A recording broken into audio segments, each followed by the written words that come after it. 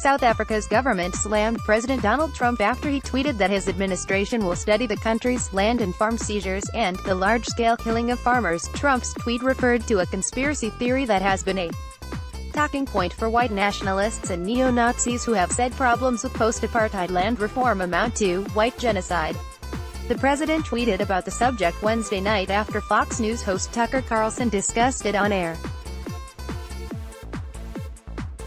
I have asked Secretary of State at Sec Pompeo to closely study the South Africa land and farm seizures and expropriations and the large-scale killing of farmers. South African government is now seizing land from white farmers, at Tucker Carlson at Fox News. Donald J. Trump, at Real Donald Trump, August 23, 2018. South Africa responded to Trump by saying it totally rejects this narrow perception which only seeks to divide our nation and reminds us of our colonial past. South Africa will speed up the pace of land reform in a careful and inclusive manner that does not divide our nation.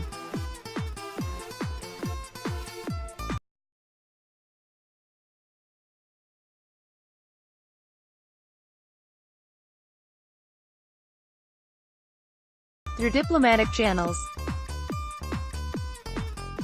Under South Africa's apartheid policy that institutionalized racial segregation, black citizens were prohibited from living on or owning land that was exclusively designated for white South Africans.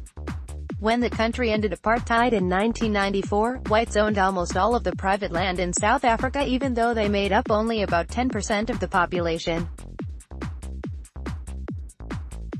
Despite some land redistribution reforms, a 2017 government audit found that white people, who make up 8.9% of the population, own 72% of private farmland.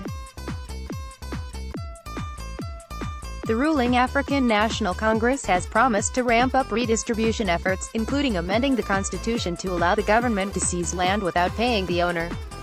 The proposal has alarmed white farmers, and white lobbying group AfriForum has spread an untrue story of white farmer genocide in the country. There have been violent attacks against white farmers in the past, but data shows violence has been decreasing.